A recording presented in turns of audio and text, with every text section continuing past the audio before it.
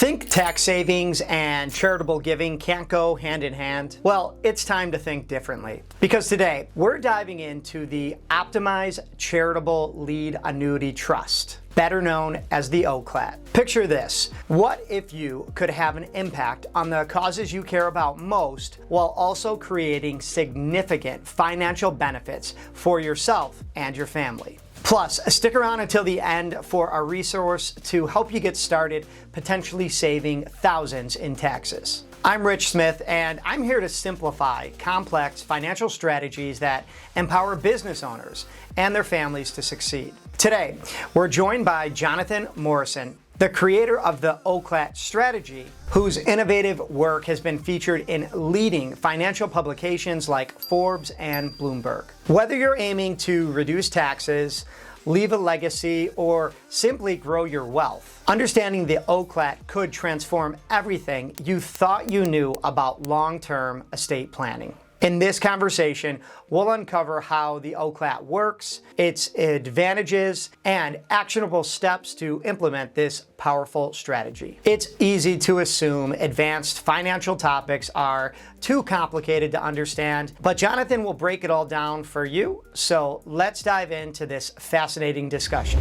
Let's jump right into this OCLAT. Can you tell us how it's different from a traditional investment account? Yeah, so it's the Optimized Charitable Lead Annuity Trust. It's based on a charitable trust. It's been in the tax code since 1969. And so really this is a lot like a retirement account, but you can put a lot more into it. So you got a 401k, you can only put about 20 grand into that every year. Profit sharing plan, for law firms and such, you could put another, 20 or 30.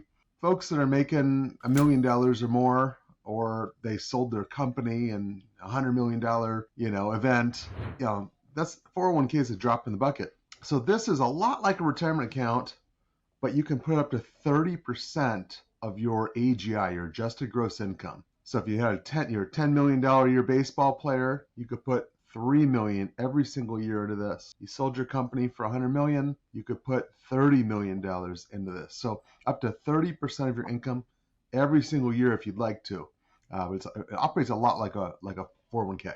Yeah. And when you mentioned retirement account, I'm going to kind of jump around here a little bit. I'm thinking that this money is locked up for a certain amount of time.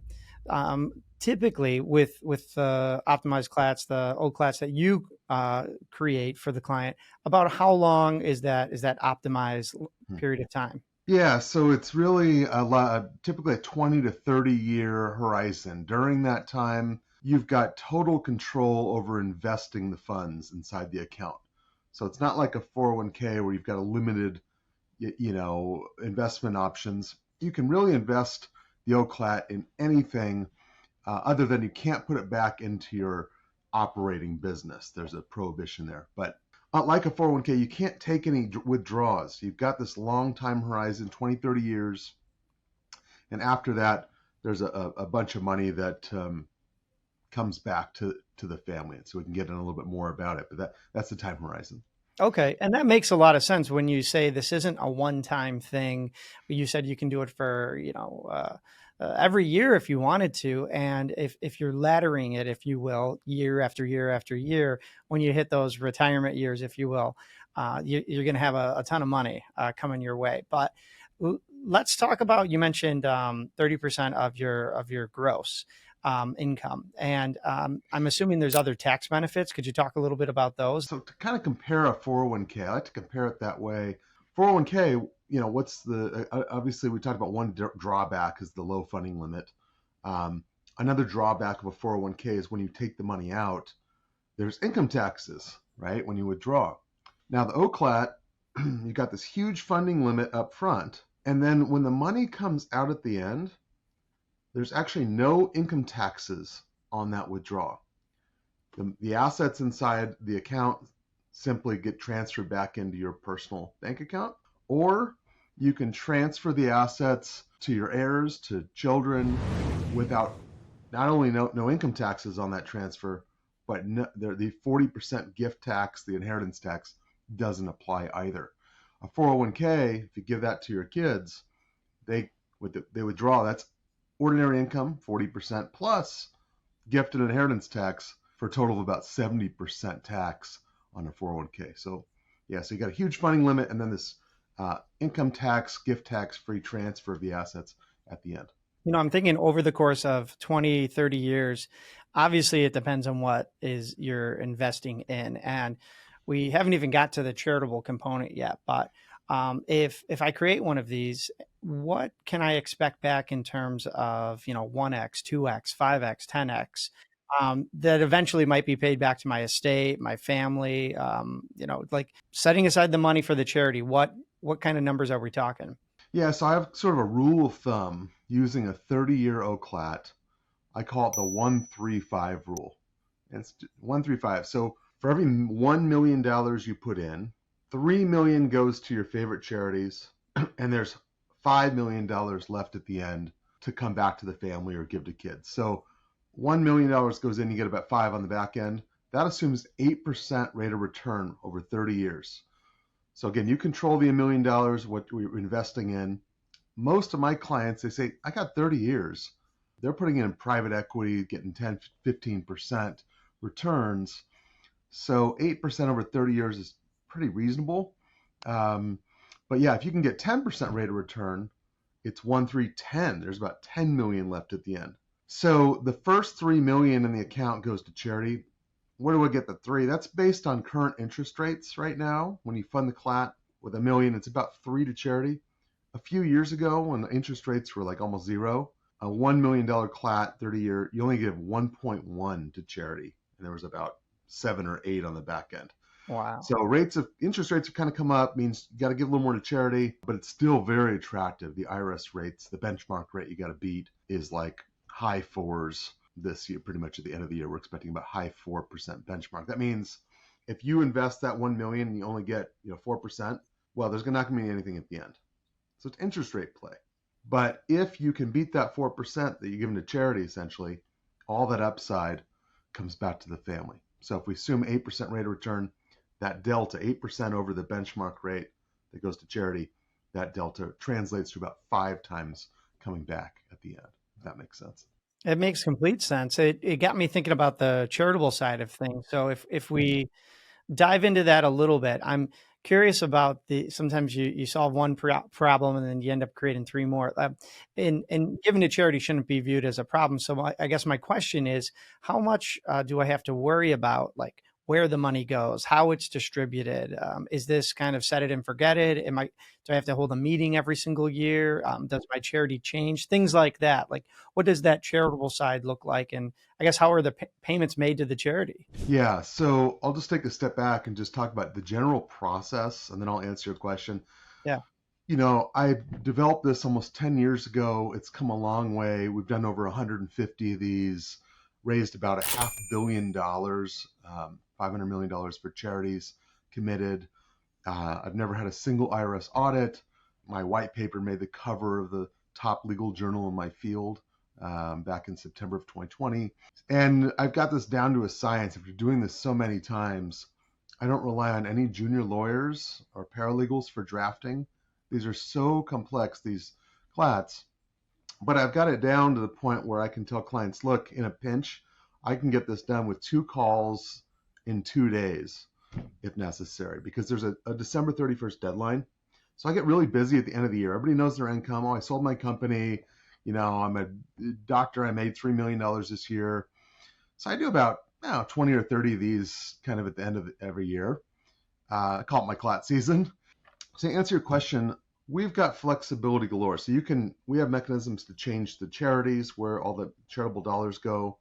We've got mechanisms to change where the money goes at the end, that $5 million projected. So yeah, it's come a long way, but it's sort of just right down the middle path. It's an interest rate play.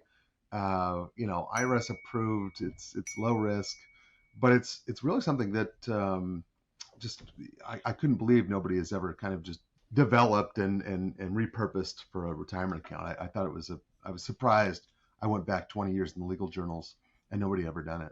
You could never find it. Well, let me give you for example. I was talking to a business owner in Georgia this week, and he was upset with his CPA. He owed between, I think it was $300,000 and $400,000 in taxes. And he was getting this news late, halfway through the year for last year. There was absolutely nothing he could do about it. And that's why we were talking. He was asking about other types of tax incentives. So if we use him as a case study, if he knew that tax liability was coming and it's OCLAT season and he gives Jonathon a call, how much would he need to put in to essentially defer that $300,000 or $400,000 tax liability? Yeah, I mean, it depends what state they're in. If they're in California or New York, where your ordinary income is taxed at 50%, then like I've got like LA Dodger, making a bunch of money, $10 million goes down to $5 million after Right. taxes. So that's a good example. A lot of California clients, a lot of New York clients, that we put for every million they put in the CLAT, they're reducing their tax by $500,000, right? So it depends on your tax bracket. One cool thing is the deduction for the OCLAT. Yeah. It wipes out your ordinary income first. So let's say you sold your company for 10 million, or you sold a piece of real estate for 10 million, and you also have earned income of $1 million. If you put $1 million into the CLAT, that wipes out all of your ordinary income first before capital gains. That's a huge benefit. So when my clients sell their companies, we'll almost always fund the CLAT with their earned income that year. Plus, we'll go and convert all of their IRAs to Roths, trigger more ordinary income, and wipe all that out with the OCLAT, because you're eating up, ordinary income, which is taxed at 40-50%. Yeah, I love that play, and I know we might be getting in the weeds for some listeners here, but that, like my spidey sense is tingling, because let's say you've had that Roth, you're looking to exit the business, or you're just having an amazing year. Like you said, this isn't just one, one idea. There's a series of things you can do to essentially estate plan, tax plan, invest for the future. Yeah, I'm loving this conversation. So I wanted to kind of play devil's advocate a little bit. And you said we can invest in anything. So let's say somebody wants to go invest and they make some bad investments. What happens if the money runs out? Yeah, good news all around. I mean, there's guardrails that the tax code has that govern any kind of charitable foundation or CLAT, called the Jeopardy investment rules. I mean, they're pretty hard to blow. You got to be really dumb. I mean, you can have concentrated positions, but you can't just all go put it all in Bitcoin or something like that. You can put a portion in Bitcoin, that's fine. But in any event, assuming you're not really done with the investments, it's all around pretty much good news. If you run out of money, let's say by year 16, call me up. Hey, Jonathon, I know I owe that 3 to charity, but I just made bad investments. I say, don't worry about it. They don't take away. You still get your upfront deduction here in 2024. That's not taken away. Number 2, there is no personal liability to make up the remaining amount to charity. And of course, there's nothing left for you to get back at year 30, but that's not a bad result.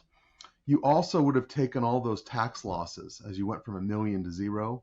Those tax losses would have been recognized and picked up on your 1040. So you got $1 million deduction, you got another $1 million of losses, and no personal liability to pay charity. Again, as long as you didn't blow the Jeopardy investment rules, it's not a terrible result. No, it's, and again, if you're doing this year after year, it's not like you put all your eggs in one basket, so to speak. You might have made some bad investments in the first one, but year 2, year 3, it could be all sunshine and rainbows and unicorns and all that. So, well, let's get into a little bit of the nitty gritty. Some people are going to ask about ongoing fees associated with this, because I'm assuming also there's a fee for your services, of course, but year after year, 30 years, those fees can kind of eat away at some of the returns. Can you speak a little bit about those fees? Yeah, so I have a very unique legal practice. I mentioned I don't use any junior lawyers or paralegals. I've been practicing 20 years at the highest levels of personal tax and estate planning in the world.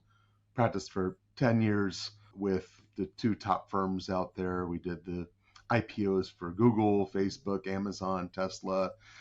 So I was involved with most of the venture capitalists, the founders, execs, And then I grew up in Scottsdale, so now I've been back for about 10 years. I'm a senior partner at the largest trust and estate law firm in Arizona. So you'd think I would have a lot of junior lawyers, working all the documents while I'm sourcing in business. I'm like any business owner, I'm a control freak.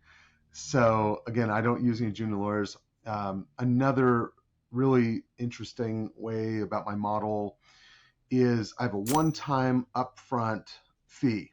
You never get any more hourly billings for the rest of your life. So, OCLAT's a small part of what I do. I basically represent very wealthy families, estate tax minimization, creditor protection, charitable trusts, all those things, getting their wills done. But all of it has a flat fee menu. So on the CLAT, and those fees kind of range depending on if it's a huge case, is a pretty big published fee, but we usually discount them for most of the smaller ones, sub $5 million funding. But once you've gone through the process and you've paid the upfront fee, which is tax deductible itself, the fee, you can do, I say unlimited. I think our firm policy says up to 5, but I've never had anybody do it. But you can keep coming back every year and saying, I want to do another CLAT. Interest rates came down. I want to do another CLAT. Let's lock in that new interest rate. So you can keep doing more CLATs. You'll never get another bill from me. There are no other fees. You got like a $2,000 a year, tax return for the CLAT you got to file with your CPA, but that's it. It's really just an investment account, set it and forget it, with just the annual tax filing. Well, that sounds great. I'm going to leave a link down below in the show notes of this video if people are interested. And I'll ask just a couple of qualifying questions, and maybe we can discuss some of those right now. Who is the ideal client for this product? Yeah, so the ideal, you got kind of 5 factors. You're generally like younger, somebody I'd say 60s or younger, because you really need at least a 20-year horizon between the time when you get the deduction and you're really pushing the charitable payments out as long as you can, so you can arbitrage on those dollars. By the time you get to the end, you're paying charity, you want to have built up kind of a war chest inside of the CLAT. So you need 20, really make the numbers work, 20 years of life expectancy. So younger, high income, I'd say probably, $750,000 of income, capital gains or earned income minimum. Charitable inclined, the numbers work really well if you were going to give to charity regardless of the CLAT or not. The math works out. You always have about 3 times more wealth versus not doing the CLAT and giving to charity over the next 30 years, or using the CLAT. The CLAT results in 3x at the end, 3 times more wealth. It's just a mathematical phenomenon because you're getting the deduction now. You're not waiting for those deductions. So young, charitably inclined, high investment rates of return. Somebody like stock traders love this. They're getting 20-30% in their CLATs. Right. And then, somebody that is above the estate exemption, that's kind of a kicker, is somebody that's got, 15 million plus net worth, because you can give that money at the end out to your favorite charities. Now, the key is, it's like a 401k. Again, we don't fund, for somebody that's only making 40 grand a year, they can't afford to max their 401k because it's locked up. Same thing with the CLAT. You don't have to put cash into the CLAT. You could put stocks and bonds, which is a huge benefit over the 401k, another benefit. But again, you've got to be okay locking up those assets inside of the CLAT for 20-30 years. And one other downside we didn't talk about, it's not tax exempt. If you're selling assets inside the CLAT, that's triggering capital gain. Mm-hmm. It's not like a 401k. You can trigger capital gains in there, and that shows up on your 1040. And you're paying the CLAT's taxes if there's transactions. So you got to be okay locking up the assets and realizing if you're going to have sales in there, you have to have other assets to pay the tax. So usually if somebody's putting in less than 10% of their net worth, even 20%, it doesn't worry me. The financial projections look fine. It's when you put more than 20% of your net worth into the CLAT, that's when it starts to worry me. So it's kind of a rule of thumb. Okay. Yeah. And everybody can figure that out for themselves. But again, it's something you can do every single year. So if you're going to have a big year, or like you mentioned before, it doesn't have to necessarily be income, so to speak. It can be stock. So there's some flexibility there too. Jonathon, I was looking online and I noticed you mentioned people who have money coming in, like baseball players or an actor, but lottery winners, You have a story about lottery winners and using this OCLAT? Yeah, the OCLAT works really well with people that have a huge income event. Most of that's a long-term capital gains event, which that's only taxed at 25% or whatever. But ordinary income is taxed at 40, 50%. But yeah, I did actually I just got a first lottery case, unbelievable story. I can't give too much detail, but yeah, it was over $1 billion lottery Oh, wow. win. Yeah, and so yeah, and it's just so cool. What I love about the CLAT is it's a way to get this big old income tax deduction, and then feed your favorite charities for like the next 20 or 30 years. So you're setting up this giving engine, and then unlike private foundation or donor advised fund or something where you put the money in, you never get it back. You have this huge amount that comes back that you can well transfer and set up for kids and generations below you. So yeah, I've seen some clients use this as a really neat tool to get their kids involved in philanthropy and investments, because they show the kids, hey, look, we're going to give to your favorite charities over the next 30 years. And if you invest it well, I'm going to give you all the money at the very end. So it Wow. can be this really neat and powerful philanthropic investment in education tool. I've only been doing this for almost about 10 years, but we don't have any fully matured CLATs yet. But we're starting to see some really cool success stories like that. Yeah, and the lottery winner, you always hear the horror stories of them losing it all within the first 10 years. And so they need people like you to know where to put it. And you mentioned too how to get maybe the rest of the family involved, not just spending it, but growing it, investing Mhm. it, taking care of it. Well, it's also a forced. It's also cool because it's a forced savings tool. Think about like a ball player or a lotto winner. They can put up to 30% of their income into this, or 30% of the lotto winnings, and so it sort of sets something aside for the future, that you can't spend, you can't touch. Again, when lottery winners and baseball players, a lot of people think there's some magic bullet you can just wipe out your income taxes. Like there's not. I know everything out there. There's always some tax shelters or some weird stuff out there that's going to get you in trouble. But here's just right down straight down the narrow, 30 up to 30% of your income, regardless of how much your income is. So it's really compelling for like a lottery winner or a ball player making a lot of money. Wow, what an incredible discussion with Jonathon Morrison. He's shown us how the OCLAT can turn philanthropy into strategic advantages for high net worth individuals, business owners, lottery winners, athletes, and of course, all of their families too. If you're even slightly curious and wondering if an OCLAT might be right for you, then check out the link in the description to help you get started. Doing so could help you save big while maximizing charitable giving. I'm Rich Smith, and I'm dedicated to helping you build a financial future that combines growth with generosity. Leave a comment with your thoughts on the OCLAT and let me know what other topics you'd like to see next on this channel.